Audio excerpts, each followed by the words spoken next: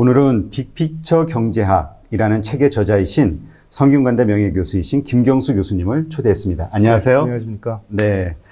이 책 제목이 정말 요즘 일어나고 있는 여러 가지 사회, 세계적 경제 현상과 너무 딱 맞아떨어지는 것 같아서 눈에 확 들어왔었는데요.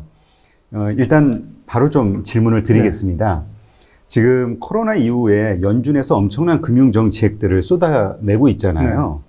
그래서 앞으로 과연 이렇게 많은 돈이 풀리면 세계 경제가 회복될 것인가? 이런 기대감을 갖는 분도 있고 의문의 시선을 갖는 분도 있거든요. 네. 어떻게 보시나요? 그러니까 지금 연준이 한 3주 동안 2조 달러 정도를 이제 돈을 퍼부은 셈이죠. 네. 그래서 2008년 글로벌 금융위 당시보다 훨씬 더 이제 자산 매입을 엄청나게 했습니다. 네. 이번에는 심지어는 이제 위험 자산에 해당되는 주식을 투자하는 ETF에까지 이제 돈을 이제 엄청나게 그것까지 다 커버를 했으니까요. 전례 없는 일입니다만, 그거 말고도 또 있습니다. 지금 행정부가 2조 3천억 달러에 이르는 또 재정 지출을 이제 시작했습니다. 네. 아마 뭡니까 1인당 1,200불인가 네, 지금 기본소득. 예, 그렇습니다. 그것을 계속 지금 나갔다는 뉴스 들었는데요. 근데 이제 우리가 이 문제를 어떻게 받아들일 것인가 하는 거를 생각해 보면 지금의 이 코로나 바이러스 사태를 이제 우리가 쉽게 우리가 이제 생각을 한다면 하나는 실물 경제가 이제 돌아가고요. 네. 나머지 이제 금융 경제가 돌아가는데 실물 경제는 그냥 멈췄다고 보시면 되겠습니다. 네. 우리나라는 그렇게까지 심하지 않습니다만 이제 선진국을 중심으로 거의 다 이제 록다운이라는 표현을 씁니다만 네. 이미 봉쇄나 차단이 됐기 때문에 그래서 실물 경제는 돌아가지는 않습니다만 금융 경제는 계속 돌아갑니다. 예를 들면 기업이 이제 해고하지 않은 직원들에 대해서는 이제 임금을 지불해야 되고 그리고 때가 오면 빚을 진 거에 대한 채무 청산도 해야 되고 이자를 주거나 그런 일을 계속하고 또 거래가 금융자산이 계속 거래가 되기 때문에 이 두 얘가 서로 지금 한쪽은 실물은 돌아가지 않는데 금융은 계속해서 움직이고 있는 이런 상황이니까요. 그래서 연준이 하는 것은 사실상 실물 부분에 생긴 부실이 금융으로 전이되지 않도록 하는 조치에 불과하고, 그리고 이제 행정부가 2조 3천억 달러를 투입한 것은 이제 실물 부분을 어떻게든지 좀 살려오려고 합니다만, 지금 이 문제의 핵심은 과거와 같이 과거의 불안과는 속성이 좀 다릅니다. 왜냐하면 이거는 움직이지 않는 그런 상황이 되기 때문에요. 사람들이 이제 이걸 극복하기 위해서는 이제 사회적 거리두기서부터 시작해서 차단, 봉쇄까지 움직이지 말아야 된다는 그런 전제가 있기 때문에 돈을 줘도 그것이 큰 효과로 나타나기 굉장히 어려울 것이다라는 것이 지금 문제. 그래서 지금 유럽이나 미국이 계속해서 조금이라도 좀 이거를 완화하는 굉장히 위험함에도 불구하고 하는 이유가 바로 여기에 있습니다. 네. 그러면 지금 이렇게 한다고 해도 그러면 정말 사회적 거리두기 운동이라든가 이런 이동의 제한, 자유 제한 같은 게 다 풀릴 수 있는 어떤 치료제가 만들어지기 전까지는 좋아질 일은 없는 건가요, 경제가? 저는 그쪽, 과학에는 굉장히 문의합니다만, 그냥 상식적 판단으로 보면, 우리가 흔히 말하는 이제 바이러스 커브를 이제 평평하게 한다라는 말을 씁니다. 그러니까 아무 좋지 않고 가만히 있으면 이제 엄청나게 인구의 반 이상이 감염이 되거나 3분의 1이 감염된다면 그 다음에 뚝 떨어지는데 이거는 그렇게 하질 않기 때문에 계속해서 커브를 낮추고 그렇지만 오래 가는 그런 이제 일종의 상충 경계가 있습니다. 이제 오래 간다는 얘기는 그것이 굉장히 좋은 의미가 갖고 있는 게 적어도 병원이나 이런 방역증들이 그거에 대한 대처할 수 있는 시간적 여유를 벌어주는 거죠. 결국은 그렇다 하더라도 이 문제가 언제 끝날 것인가 하는 것에 대해서는 누구도 자신 있게 얘기할 사람은 없을 겁니다. 그러니까 우리가 쉽게 요새 보면은 왜 확 어려워졌다가 지금 다시 주식시장 같은 경우 다시 반등하고 있잖아요. 미국을 그렇습니다. 포함해서 네. 세계 전체 한국도 그렇고요. 이거는 좀 섣부른 기대감일 수도 있겠네요. 그냥 쉽게 말씀드리면 그러니까 연준이나 중앙은행들로서는 이 경제를 어떻게든지 살려야 되고 살리기 위해서는 거품을 키우는 수밖에 없습니다. 그러니까 지금은 거품이라고 보면 되는 거죠. 그렇기 때문에 이것이 굉장히 변동성이 크죠. 오늘은 뭐 6%고 내일은 또 다시 엄청나게 떨어지고 이런 것이 계속 움직이는 게 그럼에도 불구하고 이거를 이 끈을 놓게 되면 너무나 큰 위험이 있기 때문에 지금은 사실상 그렇다고 봐야 되는 거죠. 그러면 지금 2008년 금융위기 때문에 생긴 또 엄청난 그때 4조 달러인가요? 네. 그런 엄청난 세계의 부채가 이제 만들어진 거고요. 네. 이번에 또 이런 코로나 사태로 인해서 연준에서 엄청난 돈을 또 뿌리고 있잖아요. 그렇습니다. 그러니까 전 세계가 지금 완전히 부채의 바다 위에 떠 있는 상황이다. 그렇습니다. 이렇게 표현하는 분도 있던데요. 그렇습니다. 이런 게 너무 많다 보면 뭐 좀 안 좋은 영향이 생기진 않을까요? 그러니까 결국 중앙은행이 지금 자산 매입을 하는 것은 결국은 뭐 그 빚이라는 게 개인의 빚도 있고 기업의 빚도 있고 그리고 증권이라는 어떤 주식이나 위험자산도 있을 거고 아니면 정부의 국채도 있을 텐데 그거를 전부 떠안겠다라는 그런 대신에서 그런 의미가 있는 것이고 그러면 여기서 어떤 일이 벌어질까 하는 것은 아마도 그 과거 우리가 저금리하에서 끊임없이 문제를 제기하던 저금리하에서 생기는 성장이 제대로 성장은 계속 지체되고 낮은 금리가 같이 오래가면 반드시 어디에선가 문제가 일어나는 거죠. 예, 앞으로 그런 일은 아마 과거보다는 더 자주 일어날 거라는 그런 생각이 듭니다. 네. 근데 참 희한한 게 돈이 이렇게 엄청나게 풀리면 사실 우리 인플레이션 걱정을 네. 해야 되잖아요. 근데 네. 오히려 세계는 디플레이션 걱정을 할 정도로 네. 이게 안정화가 돼가고 있단 말이죠. 왜냐하면 연준이 돈을 풀었다는 것 자체가 통화량이라는 것은 연준이 통제할 수 있는 통화량과 그리고 신용 창조가 돼서 은행에서 하는 우리가 흔히 M1이라고 또는 M2라고 얘기하는 그런 통화량이 훨씬 더 중요한 지표가 됩니다. 따라서 보는 통화를 아무리 느려서 그것이 실제 통화로 우리가 알고 있는 그런 이제 신용 창조나 이런 것을 나타나지 않으면 그런 일이 실제로 벌어졌습니다. 그러니까 2008년에도 연준이 자산 매입 증가보다는 신용 창조가 훨씬 적게 일어나는 그런 경우가 되죠. 신용 경색이 일어나는 경우죠. 이번 경우에 대해서 비관적으로 보는 사람들은 그러나 만약에 이게 실제로 통화량이 저런 식으로 늘었다간 어쩌면 인플레 봉착할 수도 있을 거다. 예, 그렇게 되면 그것은 돌이킬 수 없는 일을 벌어질 수도 있거라고 이제 비관적으로 생각하는 사람도 없지는 않습니다. 그래서 아직은 소수입니다만. 그렇군요. 그런데 우리 보통 뉴스에 나오면은 연준, 그러니까 중앙은행의 대차 대조표에 네. 자산이 늘고 있다? 뭐 이런 표현이 있더라고요. 네. 이건 어떤 식으로 저희가 이해를 해야 되는 그러니까 내용인가요? 이렇게 생각하시면 되겠습니다. 중앙은행의 대차 대조표는 일반 상업은행과 달리 자본이라는 것을 무시하면 되겠어요. 물론 자본이 굉장히 중요합니다. 자본이 마이너스가 되면 굉장히 큰 문제가 벌어집니다만 국민 경제는 아무런 영향이 없습니다. 네. 따라서 자산 매입을 했다는 얘기는 연준의 중앙은행의 부채가 같이 늘었다는 얘기고 네. 그 부채라는 것은 많은 경우에 이제 보는 통화의 경우가 많은 거죠. 네. 네. 그러니까 그냥 그렇게 늘어났다는 건 그만큼 많이 빚을 졌다. 이렇게 빚을 졌다라고 보시면 되겠습니다. 네. 왜냐하면 매입을 하고 대가로 뭔가를 지불했기 때문에 그거는 이제 중앙은행이 갚아야 될 빚이죠. 그렇군요.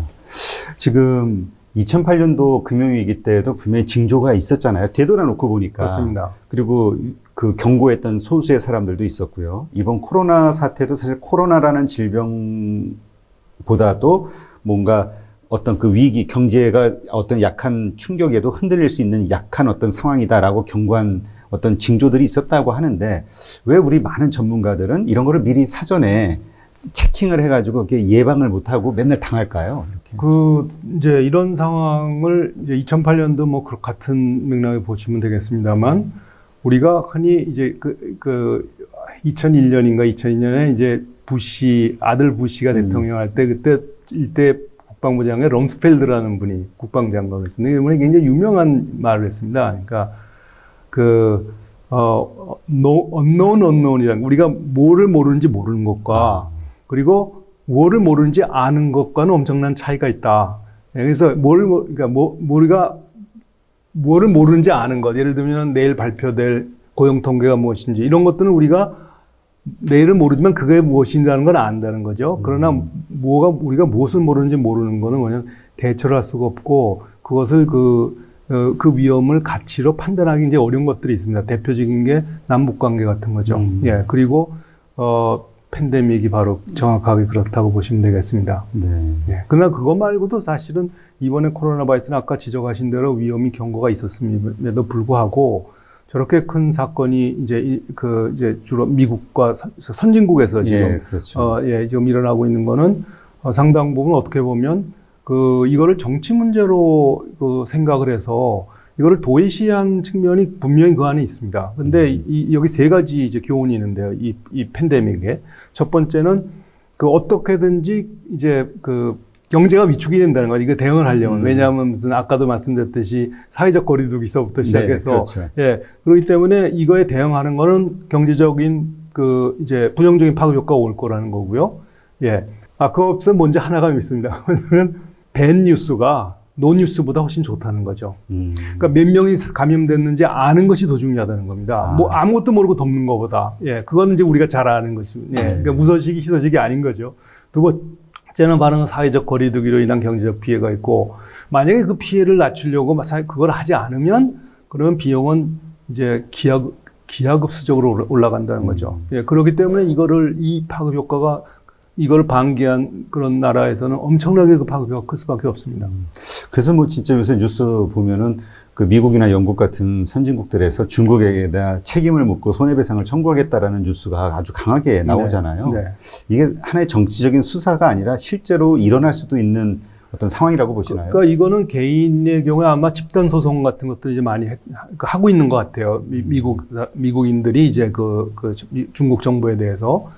그리고 또 하나는 이게 지금의 제가 쓴 책에서도 여러 번 그런 얘기를 했습니다만, 이제 지금의 어떤 포퓰리즘이라는 거는 꼭 우리의 문제를, 자신의 문제를 이제 외부 세계에다 돌리고자 하는 그러한 그것이 굉장히 강하게 나타납니다. 정책 동기가.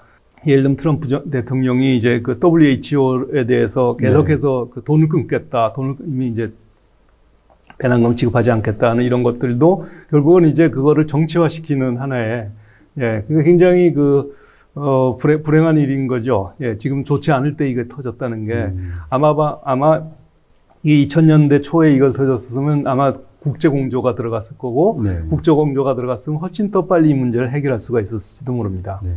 그러니까 지금 많은 분들이 이야기하시는 게 이 상황을 해결하기 위해서는 정말 나라들이 서로 힘을 합쳐서 공조를 해야지만 이게 좀 효과적일 텐데 이게 좀 서로 각계 좀 전투를 하고 있기 때문에 어렵다라는 얘기 하시면서 이렇게 된 데는 사실 코로나 이전부터 보호무역주의가 뭐 미국이라든가 영국 이런 데서부터 자국 우선주의가 먼저 벌어졌잖아요. 그렇습니다. 브렉시트 나오고 그렇습니다.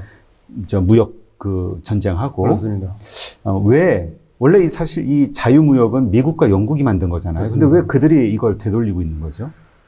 이거는 이제 1980년대로도 이제 시작이 됐는데요. 아마 기억하실지 모르겠습니다만 영화에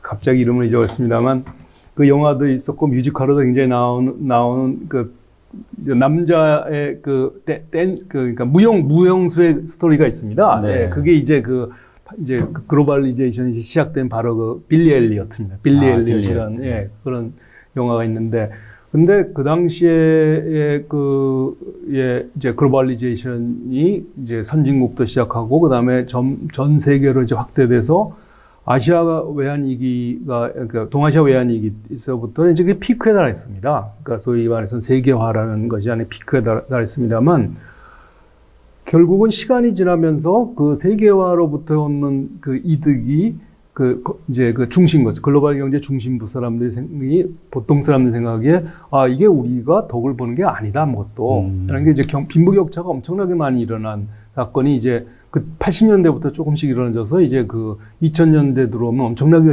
커지게 됩니다. 근데 그것이 또 한 번에 있었고요. 그리고 두 번째는 이제 중국이 굉장히 큰 성장을 하게 됩니다. 특히 2001년에 WTO 가입하면서 중국이 엄청나게 경제력이 커졌고요. 이 두 가지를 놓고 사람들이 이제 이런 이 세계의 어떤 자유주의라는 질서가 과연 우리한테 도움이 되는가에 대한 이제 회의가 계속해서 나오고, 거기서 보여주는 대표적인 책이 있습니다. 엘리트의 황혼이라는 책이 있습니다. 그것이 하나는 불어로 쓰고 하나는 영어로 썼습니다만, 제목은 똑같이 엘리트의 황혼이라는 게 이제 2010년 그때 나온 게 있었는데요. 네. 두 개가 서로 다른 시각에서 이제 이거를 봅니다. 하나는 똑같이 공통적인 거는 우리가 말한 능력주의입니다. 능력주의라는 게 포장은 능력 있는 사람이 많이 갖는다 하지만 사실은 아주 극소수가 엄청나게 많은 걸 챙기는 얘기죠. 소수가. 예, 그러니까 미국 같은 경우에는 상위 1%가 전 20%를 이제 전 그 소득이나 부에, 그러나 0.1%가 10%를 가져가는. 그러니까 중산층보다는 상층보다는 초상층이 엄청나게 많이 챙겨간다라는 그런 것이 이제 그 바로 말한 능력주의가 갖고 있는, 그러니까 세계화를 하면서 이제 거기에 가장 이 잘못된 것 중에 하나가 결국 오늘의 사건이 일어난 것이 바로 그런 이 사회적 빈부격차를 발생하게 하는 그런 것들이죠. 예, 그게 바로 능력주의에서 왔습니다. 그래서 이제 거기 엘리트의 황혼이라는 책에 알렉스 헤이즈라는 이제 미국 이 사람은 아마 미국의 어느 채널의 이제 진행자인데, 이 사람이 하는 말이 유명한 말이 있습니다. 능력주의 철칙이라는 게 있습니다. 능력주의 철칙이 능력주의가 아니고, 이 기회 평등이 결과적인 불평등보다 어떤 경우도 이길 수는 없다. 그러니까 있는 사람은 자식한테 자꾸 물려주려고 그러고, 그러기 위해서 모든 노력을 다 한다는 거죠. 그거는 프랑스에서 나온 엘리트 학원에서 똑같은 얘기가 나옵니다. 그러니까 결국은 그 나라 국민들의 불만. 그렇습니다. 그것을 잠재우기 위해서라도 이제 그런 어떤 정치적인 조치가 필요했다. 반드시 수요가 있는 것에 공급이 있는 거죠. 예, 그래서 정치가 포퓰리즘이라는 것이 이제 그때부터 나오기 시작한 거죠.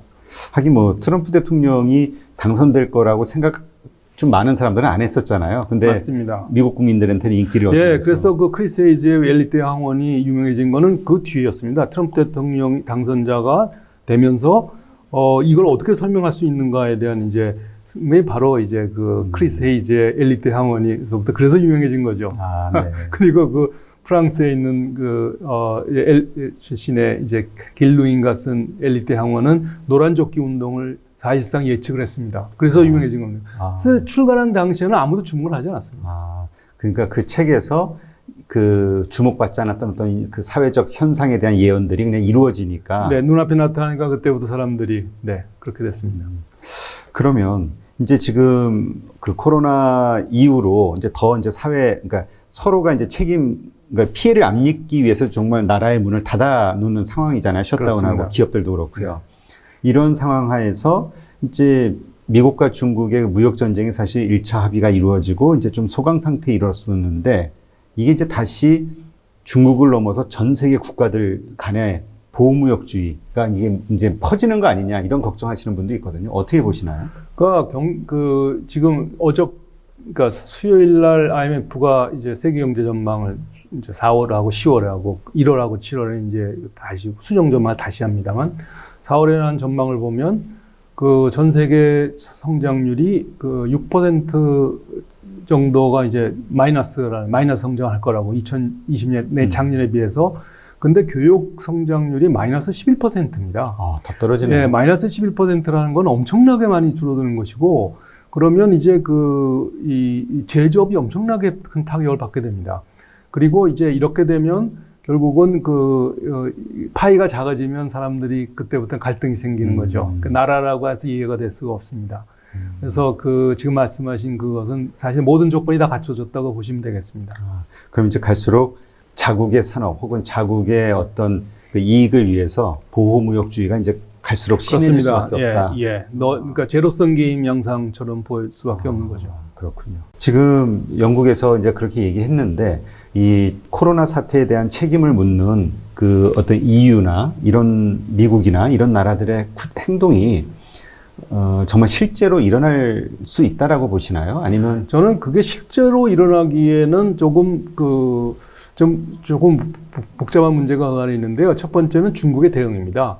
중국은 지금 흔히 요새 소프트 파워라는 구글을 쳐보시면 이제 그게 중국의 어떤 거예요. 군사적인 힘은 약하지만, 중국이 사실상 지금 WHO도 결국은 중국에 의해서 장악이 된 거고요. 그동안에 미국이 세계 질서에 대해서 수호자로 자처하다가 언제서부턴가는 특히 UN 같은 경우는 일국 일표입니다. 그러니까 그걸 이제 거의 방치하다시피 했죠. 그러다 보니까 이제 거기에 중국의 영향이 엄청나게 커졌습니다. 그리고 EU 같은 경우에는 그 뉴스를 혹시 보시면 여러 번 나오겠습니다만 이태리나 이런 데도 엄청나게 중국에 가서 지금 지원을 하고 있습니다. 그거는 다 뭐냐면 우리가 소프트 파워라는 것이고 결국은 그거는 미국이 쉽게 그거를 뭐 소송을 걸거나 그러고는 하나의 정치적인 제스처지 실제로 그걸 받아내기는 어렵겠습니다. 여전히 긴장의 요인이 될 거다는 거. 그러니까 이게 만약에 된다 해도 그 어떤 국제 유엔 기구 같은 그런 곳에서의 어떤 결정에 의해서 이제 뭔가 결정이 될 거라고 보시는 거예요?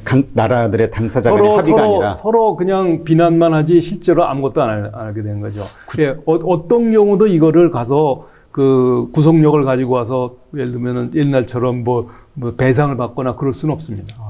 근데 요즘 뭐 이렇게 떠돌아다니는 이야기들을 보면은 중국의 자산을 압류한다, 뭐 국채. 그거는 가능하죠. 예. 예, 그건 가능하죠. 예. 그런 거예요? 그러니까 뭐냐면 그거는 국제기구는 할 수 없어도 뭐 미국 같은 경우에서는 사실상 지금 미국이 갖고 있는 그 안에 이제 이 트럼프 정부가 나서서 바뀌어진 정책 하나가 자기네들이 갖고 있는 모든 강점을 이용해서 미국 우선주의를 실현하겠다는 겁니다. 거기는 군사, 경제 다 포함이 되고 결국 금융이 강력한 무기가 되는 거죠.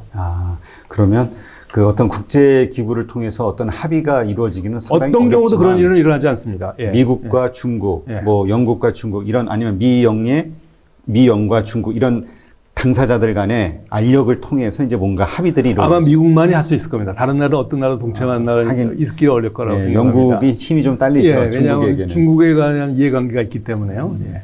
그러면 그러지 않길 바라야죠. 예, 그러니까 그런 일들이 벌어지면 더 미중 무역 전쟁 가지고도 우리가 엄청나게 힘들었잖아요. 그렇습니다. 예. 더 엄청난 그러니까 일이. 지금 이 상황은 계속 지금 제일 우려되는 것이 인터넷이 두 갈래로 갈라지는 스플린터라는 것이 이제 인터넷을 서로 각각 다르게 쓰겠다라는 것이까지 갈 수 있다라는 것이 이제 그 작년 다보스에서 나온 얘기죠. 그래요? 예. 그 사실상 굉장히 중요한 이슈입니다. 스플린터라는 그러니까 것이. 미국을 중심으로 한 자유진영 국가와 중국을 중심으로 하는 인터넷, 개도국이나 이런 데서 이제 인터넷에 서로 별개를 쓴다는 거죠. 인터넷은 사실 그 공유 개방인데. 맞습니다. 그렇습니다. 그런 일이 있을 수도 있겠군요. 그러면 이 트럼프의 이 미국 우선주의 이거는 어떻게 해서 이렇게 탄생이 된 건가요? 그러니까 이거를 이제 그 글로벌 금융위기가 2008년이라고 사람들이 일부 이런 적과도 봤습니다만 이 출발점은 사실상 중국에서부터 왔다고 봐야 됩니다. 그러니까 2001년에 WTO에 중국이 가입을 하면서 그러면서 이제 물밀듯이 중국의 저가 제품이 들어왔습니다. 근데 그때 이제 그때 굉장히 많이 회자되는 단어가 러스트벨트라는 겁니다. 러스트벨트는 당초 80년대 일본의 자동차에 밀린 그 디트로이트, 그 오데오 연안에 있는 그 디트로이트나 이런 데서 이제 그 제조업이 밀린, 그러니까 그 자동차 산업이 이제 어렵게 되면서 생긴 건데, 이게 사실상 미국 전역으로 걸쳐서 다 제조업이 있는 경쟁력이 낮은 데는 다 일어났고요. 거기서 가장 큰 피해를 본 사람들이 그 미숙년 백인입니다. 그러니까 백인인데 예를 들면 고등학교만 나오거나 중퇴를 했거나 이런 저학력 백인들이 가장 많은 이제 그 피해를 받고요. 거기서부터 나타난 것이 결국은 지금 우리한테는 아직은 다가오지 않습니다만 오피오이드입니다. 그러니까 미국이 이제 우리말로 하면은 향정신의약품이라고 하나요? 그거를 합법화를 시켰습니다. 마약류를. 그런 과정에서 이제 그 오피오이드에 대한으로부터 오는 엄청나게 많은 사망률이 늘어났고, 그리고 그 저학력 백인의 중년 사망률이 너무너무 높아져서 미국 전체 백인의 사망률을 높이는 일이 벌어졌습니다. 근데 그게 이제 다른 선진국에서는 찾아볼 수 없는 현상이죠. 네. 그러면서 이제 그게 뭐냐면 미국 사회 하나가 굉장히 망가지고 있다는 그런 얘기고요.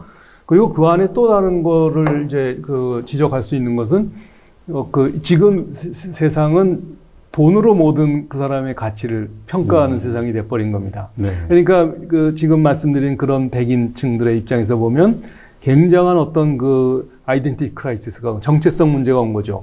어제까지는 내가 백인이고 나는 나보다 흑인하고 이런 굉장히 우월한 것이 있었는데 어느 날 갑자기 당신이나 너나 다 똑같다라는 게 된 거죠.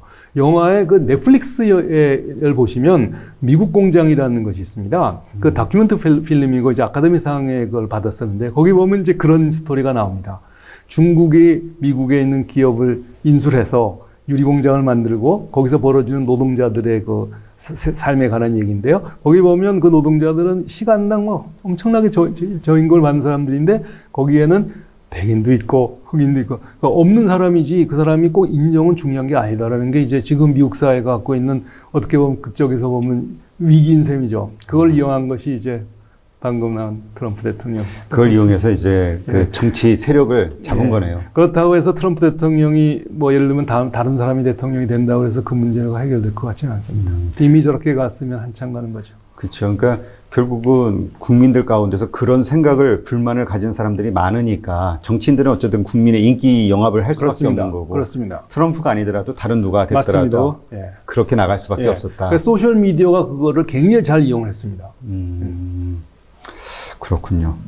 그러면 잠깐 좀 앞쪽도 좀 보시고 그러면서. 그러면 이제 중국 같은 경우는 지금 이제 사회주의 국가잖아요. 공산주의 국가인데 또 국가 자본주의와 시장 경제를 동시에 추구하고 있다. 이렇게 말씀을 하셨거든요. 책에서. 그 이유는 왜 그런 건가요? 그러니까 중국은 이제 우선 시장 경제에 대안은 없다고 생각합니다. 중국은 그걸 물론 100% 동의하는 거고요. 예를 들면 지금 이강 총재 말고 전임 총재의 주 총재는 이제 그 중앙은행 총재들 모인 그 회의 사석에서 이런 얘기를 했었습니다. 그 글로벌 금융 위기 일어난 직후였는데요. 나는 시장 경제에 대안은 없다고 생각합니다. 그러니까 얼마나 시장 경제가 중요하다는 걸 알지만 그러나 거기에 있는 자본은 국가가 통제를 하겠다라는 것입니다. 그래서 그 중국이 갖고 있는 그 문제는 한쪽으로는 이제 그 시장 경제는 계속해서 커지고요.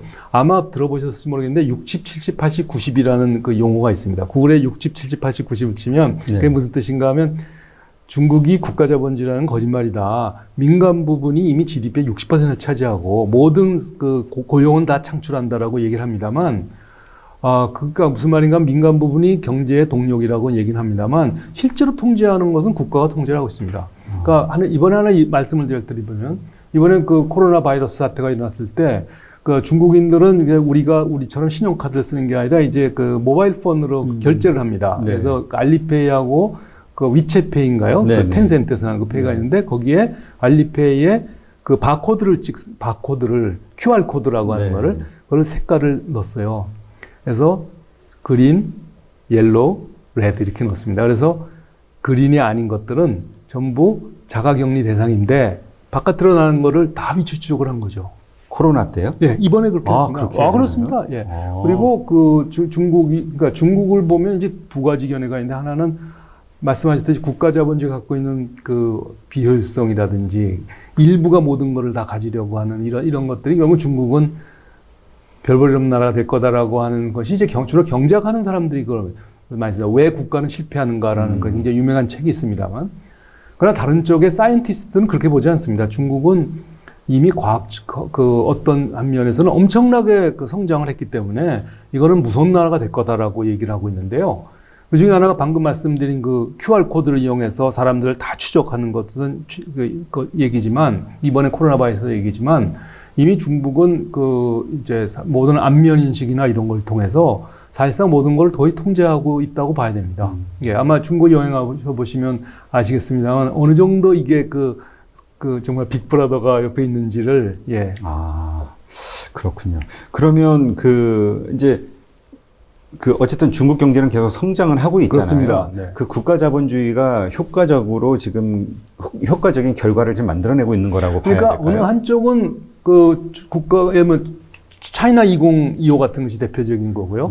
정부가 엄청나게 돈을 써서 어떤 부분에는 굉장한 첨단 산업을 만들었지만 그 나라가 자체가 갖고 있는 어떤 불균형이라는 것이 있습니다. 대표적인 게 우리나라 옛날에 경제 5개년 개발 계획이라는 것이 있었는데 아주 오래 60년대, 70년대 거기 보면 올해는 우리가 10%를 성장 목표를 삼겠습니다. 라고 국가가 제시를 하면 그 10%를 따라가기 위해서 엄청나게 일을 해야 됩니다. 그 중에 하나가 빚을 지는 겁니다.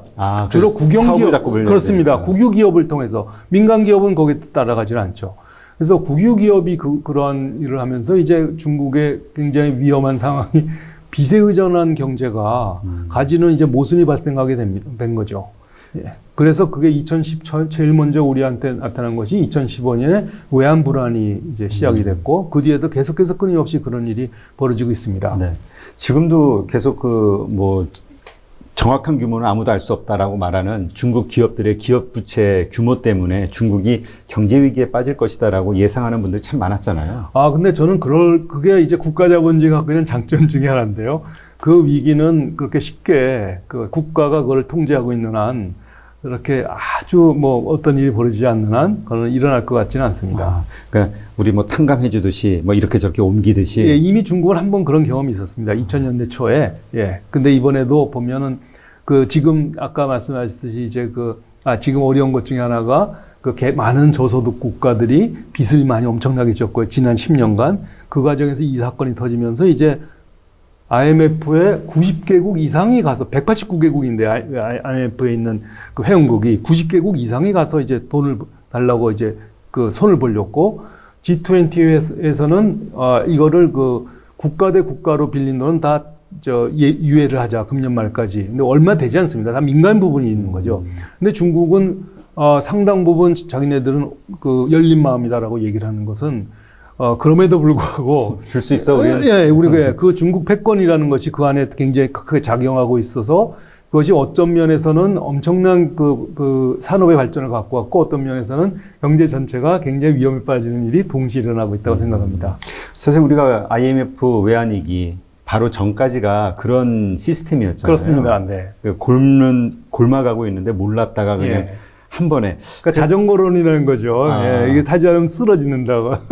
그래서 지금 많은 분들이 뭐 얘기하는 게 그 중국이 금융시장이 개방이 되고 정말 그 외환, 태환 그게 이루어지게 되면 뭐라 그러죠? 엄청난 외국 자본에 의해서 흔들릴 수 있기 때문에 그걸 안 하려고 하면서도 금융시장을 개방한다라고 하는데 어떻게 될지 모르겠다 이런 얘기 하시는 분들이 많더라고요. 네, 그러니까 중국이 그 개방 정책은 중국은 이미 2015년에 한번 위기를 맛봤기 때문에 함부로 문을 열려고 하지는 않을 겁니다만 또 다른 한편에 지금 말씀하신 대로 그 자기네들의 통화는 국제화하기 위해서 굉장히 몸이 닳았습니다. 예.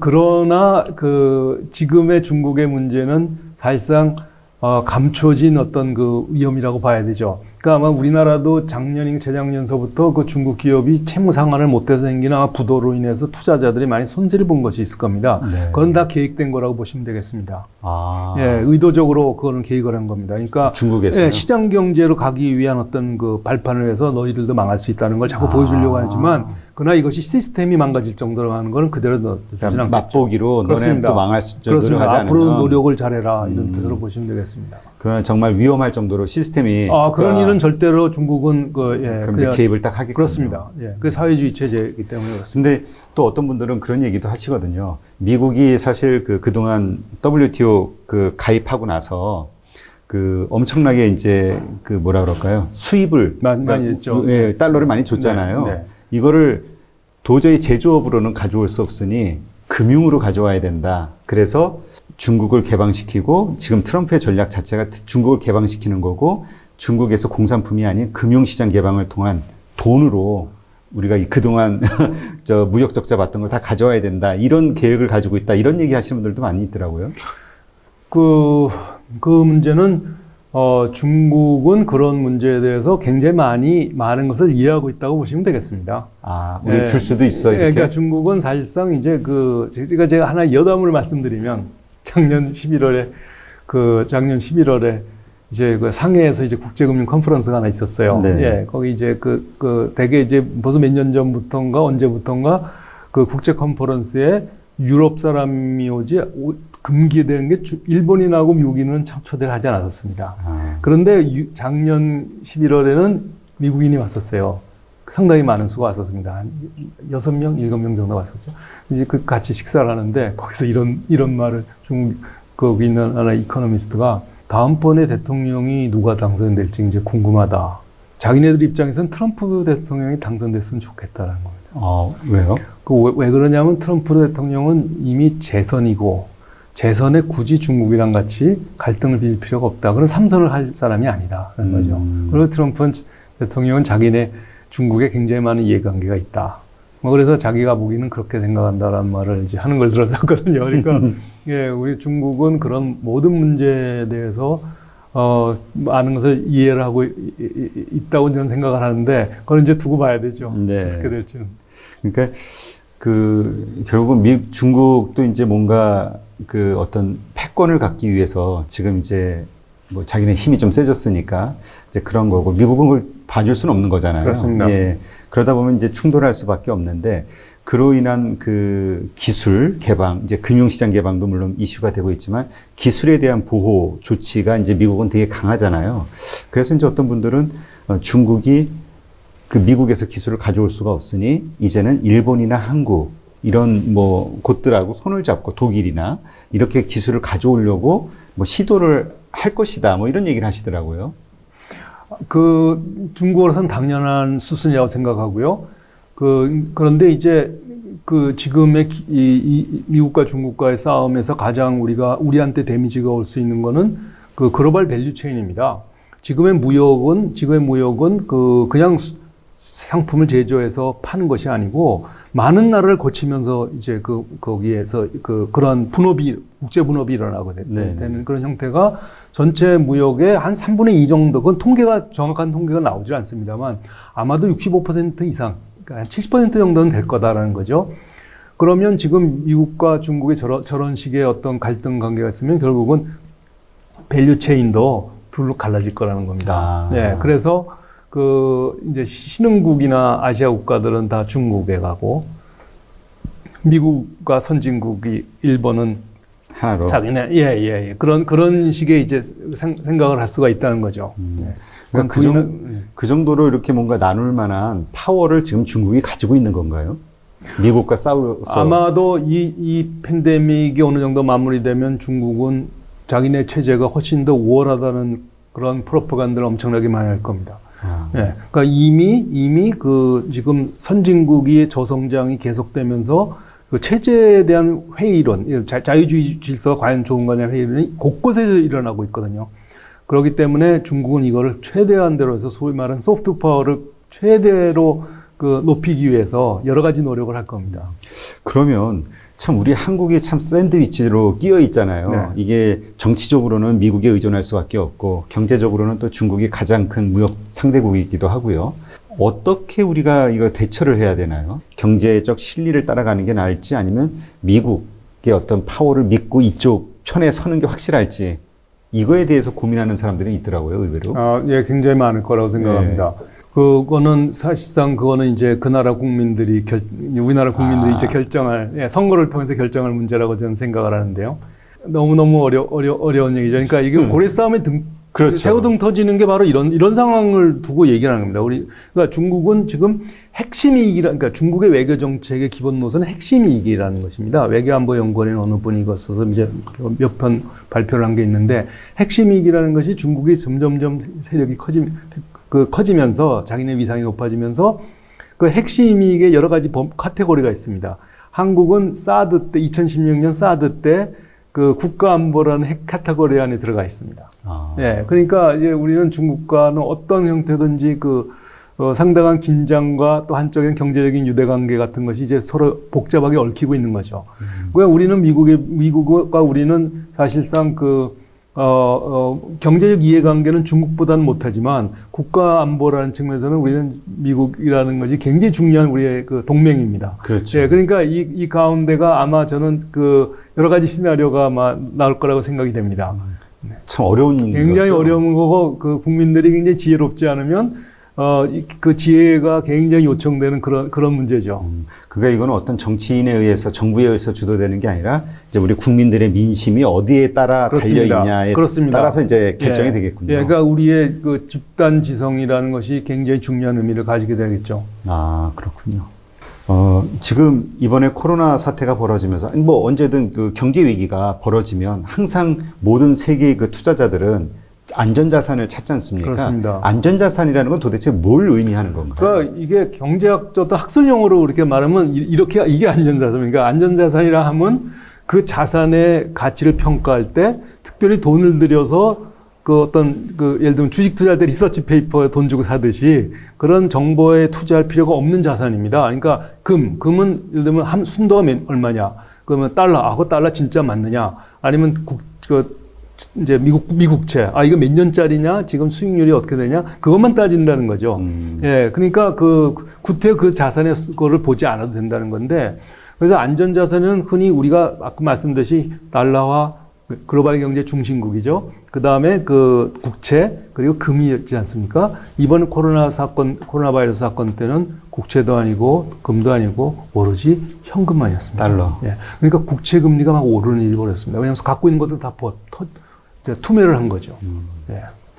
그러면 이 안전자산, 그러니까 이제 그 상황에 따라서 그런 종류가 있는데 어떤 거를 선호하느냐는 이제 그 상황에 따라 다 달라지는 거군요. 그렇습니다. 그러니까 우리가 부정적인 어떤 충격이 오게 되면 안전자산에 대한 선호가 일어나고요. 그것이 가시면 위험자산에 대한 선호가 일어납니다. 그럼 이제 많은 우리나라를 비롯해서 이제 우리나라는 뭐 신흥국이라고 볼 수는 없습니다만 중국은 스스로 안전자산을 만들 수가 없는 거, 제조를 못 하는 거죠. 그렇기 때문에 안전자산을 사와야 됩니다. 그러니까 흑자를 계속 보아야 되는 그런 문제가 발생하는 거죠. 계속 돈을 벌어와야. 네, 근데 미국의 트럼프 입장에서 보면 이거 자기네들이 적자를 본다라는 거에 대한 강한 거부감을 가지고 있는 거죠. 사실은 그거는 전혀 그런 문제가 아닙니다만, 예, 그게 일종의 우리가 아는 사람들의 어떤 사람들의 지지를 얻는 거죠. 예, 미국 사람 입장에서는 그렇습니다. 신나죠. 그러나 미국 사람은 모든 사람이 다 그런 건 아닙니다만, 예, 아까 트럼프의 정치 기반을 갖고 있는 사람한테는 굉장히 어필을 하는 거죠. 네. 그러면 이 안전자산을 둘러싼 글로벌 경제 갈등이 일어난다라고 말씀을 하셨는데, 어떤 갈등이 일어나고 이유는 뭐죠? 그러니까 아까도 말씀드렸듯이 일단 신흥국들이 스스로 안전자산을 제조할 수 없기 때문에 안전자산을 사와야 되는 거고, 그거는 무역 흑자를 통해서 그것을 구현을 했고요. 미국 입장에서 보면 그것은 무역 적자라는 문제를 갖고 있을 거고, 결국은 정치인들의 입장에서 보면 자기네들의 고용이 줄어드는 문제를 가져오는 것이고, 그래서 환율 보고서라는 것을 이제 오바마 말기에 그것을 만들었습니다. 1년에 2번 그래서 환율 조작국이냐 아니냐를 계속 판단하는 거죠. 그러나 그것은 사실은 그런 입장은 아니었습니다. 예. 그러나 하여튼 그렇게 됐습니다.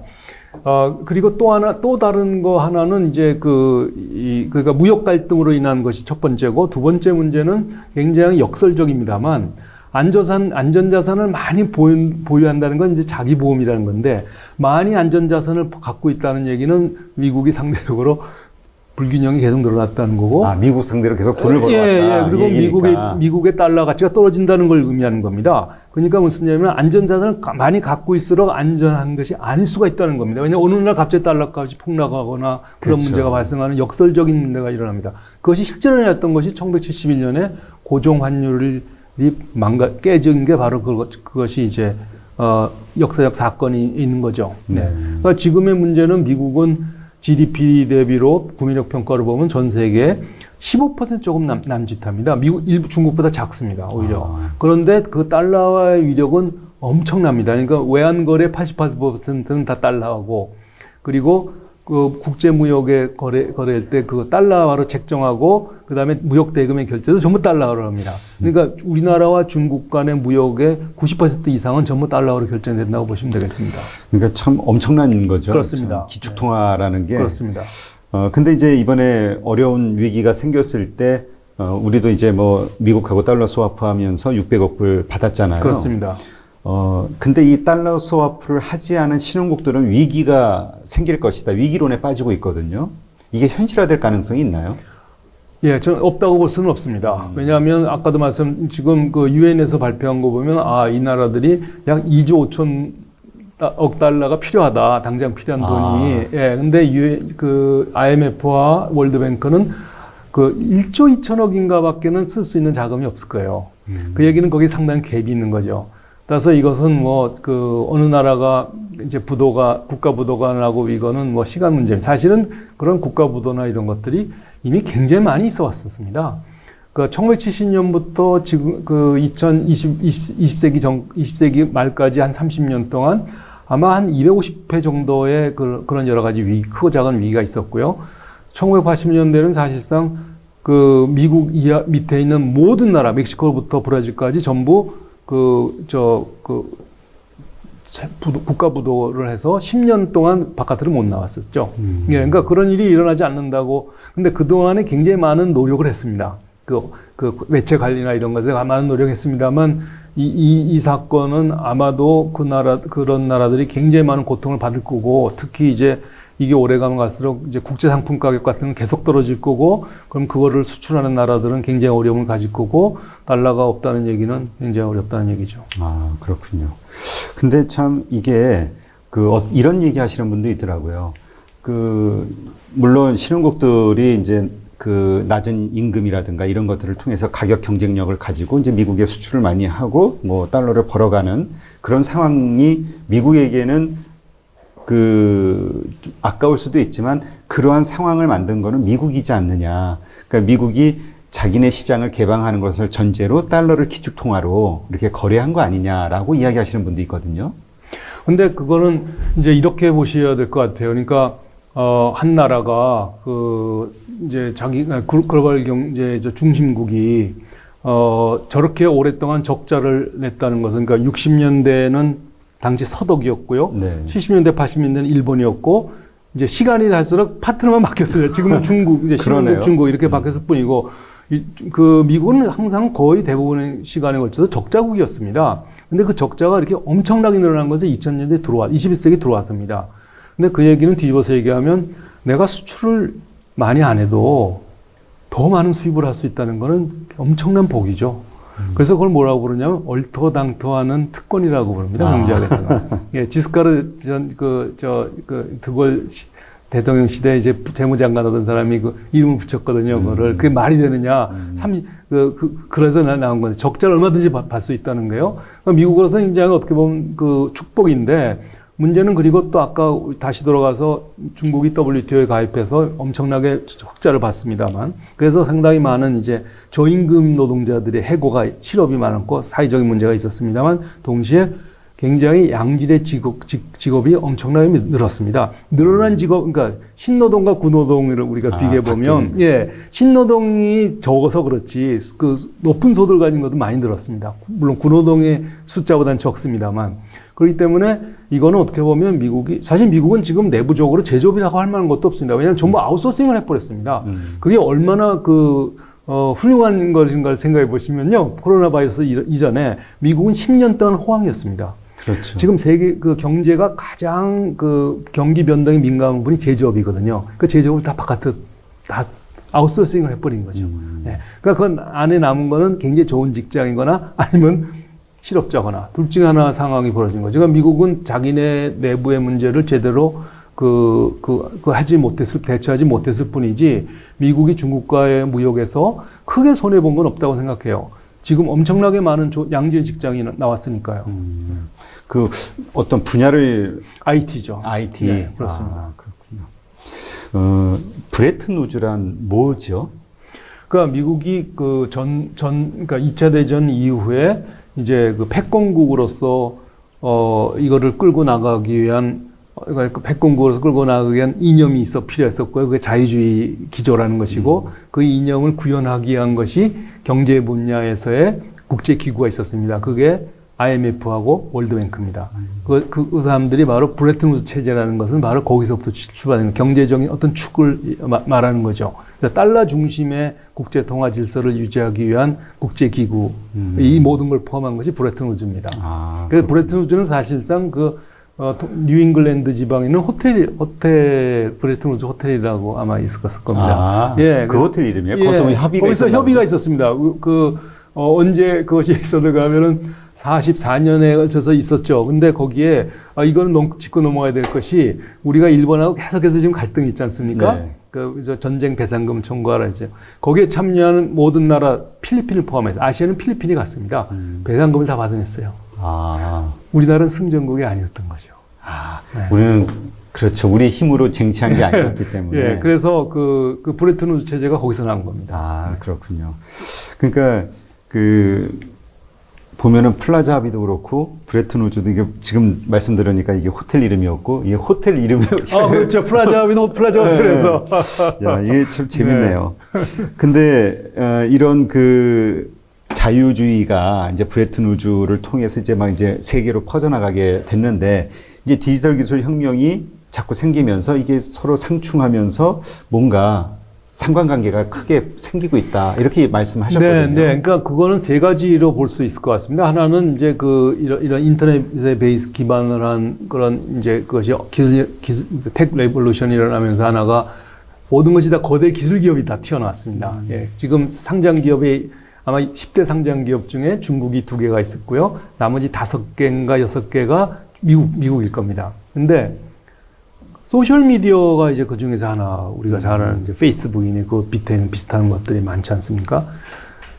이 페이스북이 갖고 있는 기능 중에 하나가 굉장히 그것을 사람들에게 정보 전달하는 굉장히 훌륭한 채널인 줄 알았더니 실제로 보니까 오히려 역기능이 굉장히 많았다는 겁니다. 뭐, 예를 들면 아이시스나 이런 문제에서부터 시작해서 인스타그램에 내가 어디 가서 좋은 데 가서 이제 옷 입고 내 좋은 시계를 찾다 모았다 그러면 그 사람들에게 굉장한 것을 위화감을 조성하고 이런 것들이 자랑하고. 이제 가짜 뉴스가 퍼지고 이런 것들이 어떤 것이 이제 굉장한 부정적인 측면으로서 우리가 그리고 아까도 말씀드렸습니다만 그 선거 정치에 자꾸 개입을 한 소셜 미디어를 통해서 사람의 성향을 알아내 빅데이터나 이런 것들 성향을 알아내서 그러니까 투표로 보면 트럼프 대통령 당선자가 그 표는 적게 얻었어요.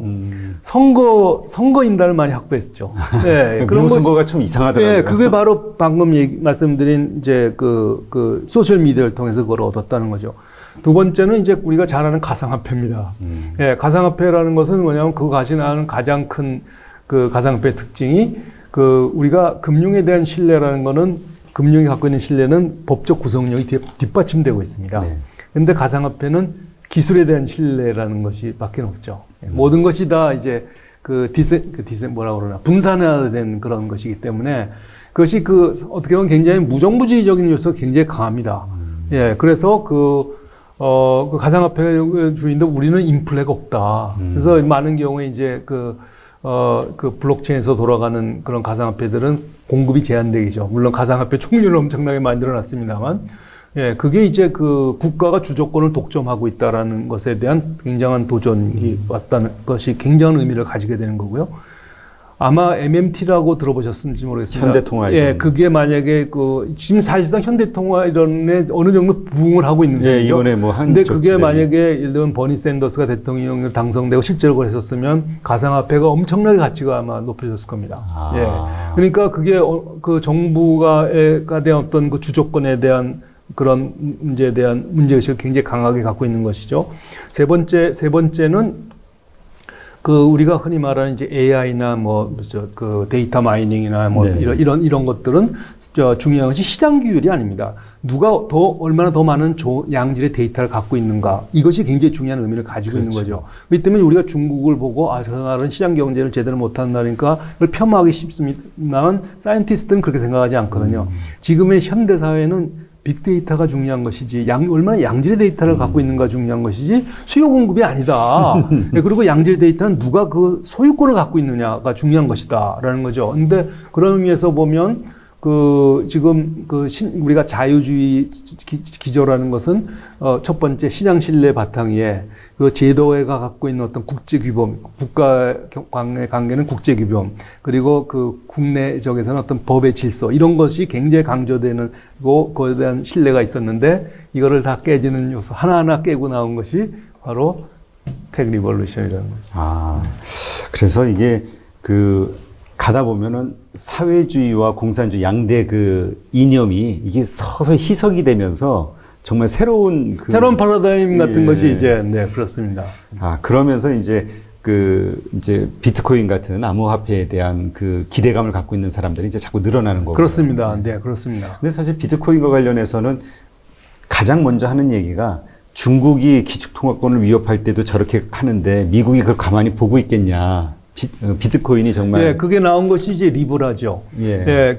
페이스북에서. 페이스북에 하고 전에 리브라고 금년에 나오기 때문에 리브라는 사실은 블록체인에서 돌아가는 것이 아닙니다.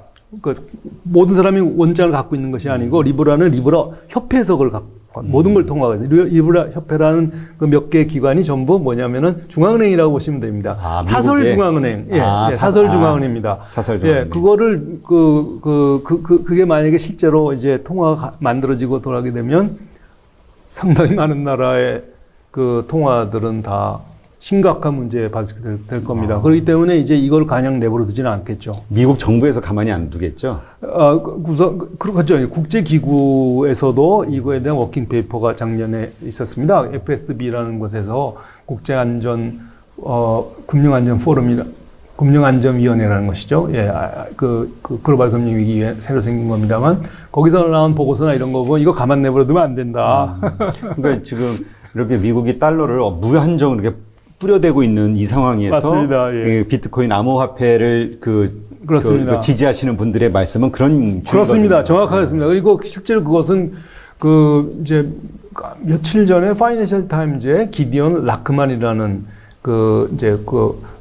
국제관계 담당 수석 칼럼니스트가 있습니다. 이 사람이 굉장히 재미있는 흥미로운 글을 썼어요. 왜냐하면 미국이 팬데믹 이후에 과연 패권을 유지할 수 있느냐라는 굉장히 그분이 이거 썼는데 거기에 자기는 이상하게 보일지 몰라도 두 가지 질문에 대한 답이 그거를 가늠할 수 있다는 겁니다. 하나는 과연 달러가 예전에 같이 사람들이 신뢰할 수 있는가.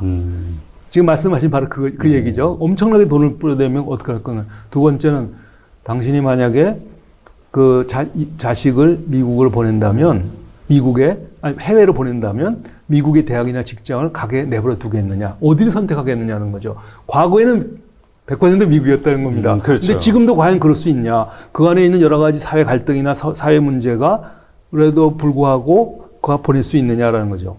그래서 만약에 사람들이 점점 그거에 대해서 둘 다 안이어감 드러나면 그때부터 미국의 패권은 무너진다고 보면 된다는 겁니다.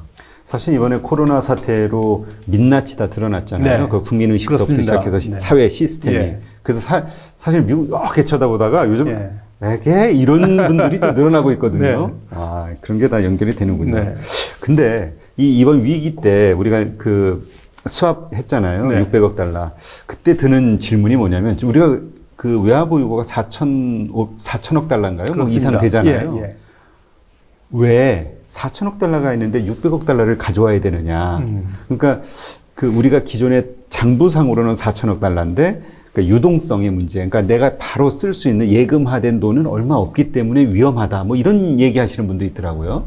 도대체 이 한국의 외화 보유고는 어떤 자산들로 유지가 되는 건지. 예, 지금 말씀하신 그 부분은 그러니까 이제 보유 외화는 통상 굉장히 신용도가 높고 유동성이 높은 자산으로 구성을 합니다. 그러니까 한 60%에서 70% 사이에 미국채나 아니면 미국의 가버먼트 스폰서된 우리로 말하면은 이제 그러니까 정부가 보증을 쓴 모기지 채권 같은 거죠. 예. 네네.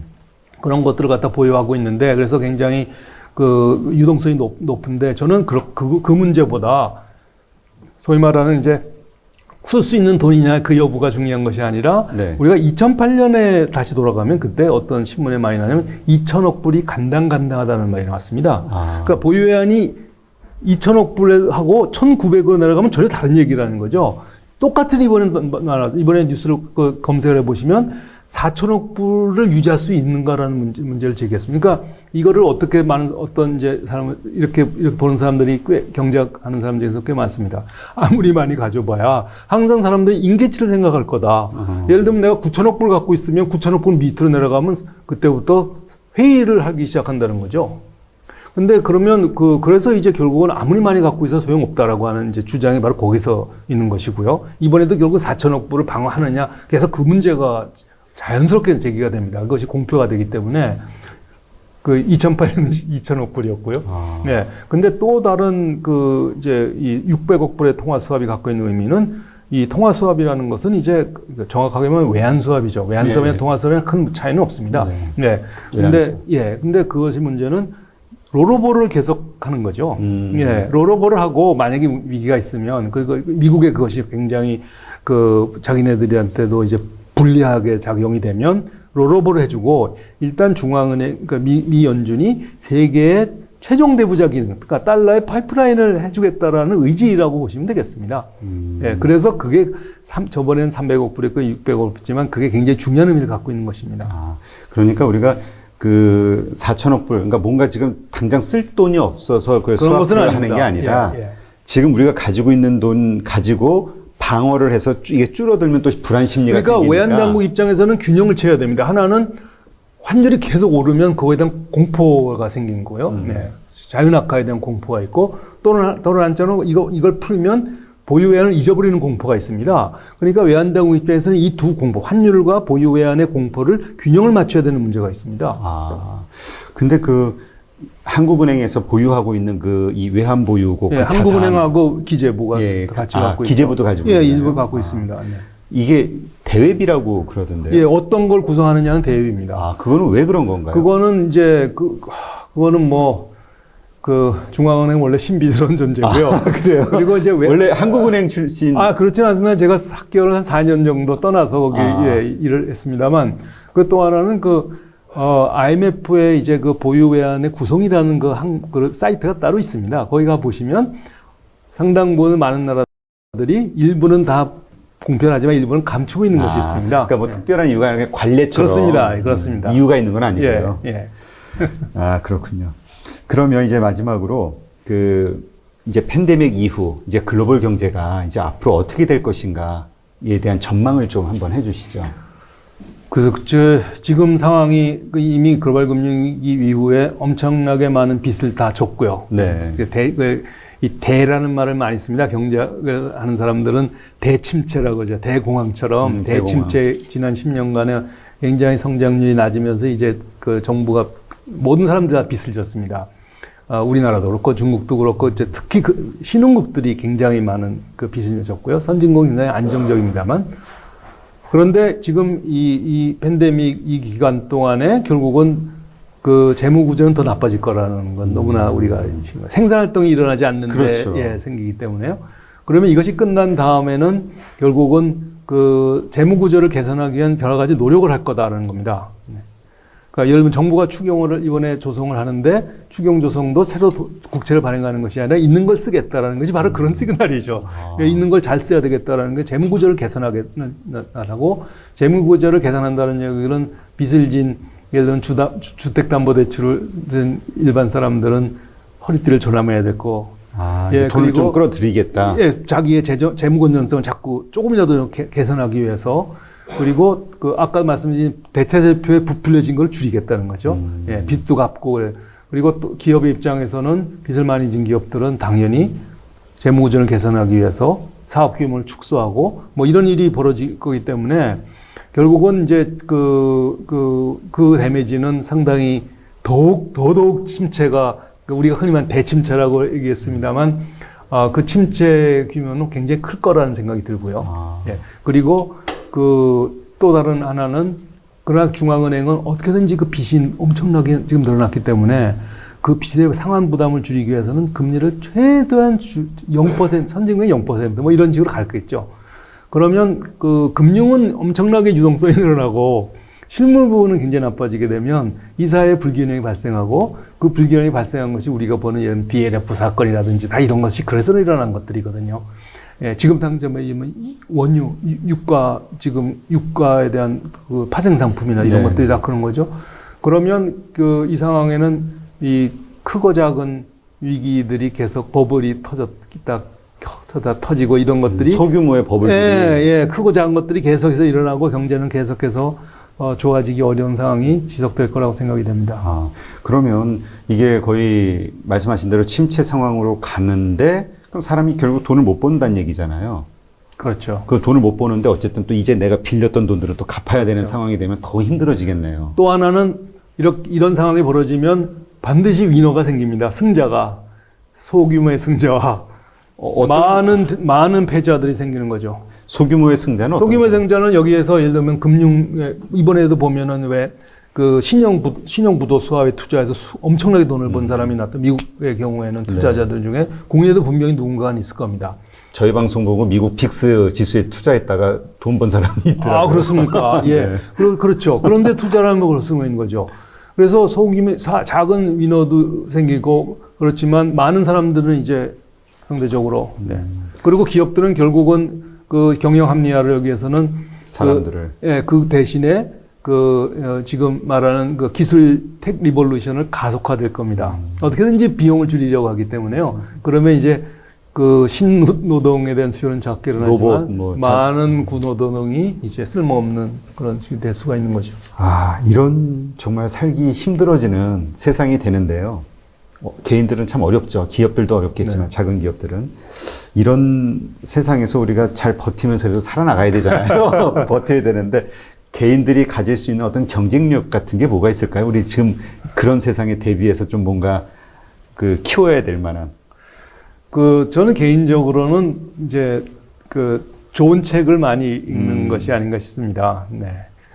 그리고 이제 우리가 이 모든 거를 이제 깊은 생각을 하는 그런 것이 굉장히 필요한 것 같아요. 세상이 어떻게 돌아가고 그에 대해서 자기가 미리 준비를 하면 아까도 얘기했습니다만 우리가 뭘 모르는지 모르는 것과 뭘 모르는지는 적어도 안다는 건 큰 차이가 있거든요. 예, 그래서 그것을 미리 준비를 하면 큰 문제는 항상 적게 일어났었습니다. 그건 개인이라도 큰 차이는 없을 것 같아요. 아, 네. 아, 예. 오늘 정말 여러 가지 전 세계 상황과 이렇게 맞춰가지고 좋은 말씀을 많이 해주셔서 정말 감사합니다. 네, 고맙습니다. 네. 네, 빅픽처 경제학 김경수 교수님과 말씀을 나눴습니다. 고맙습니다. 네, 수고했습니다.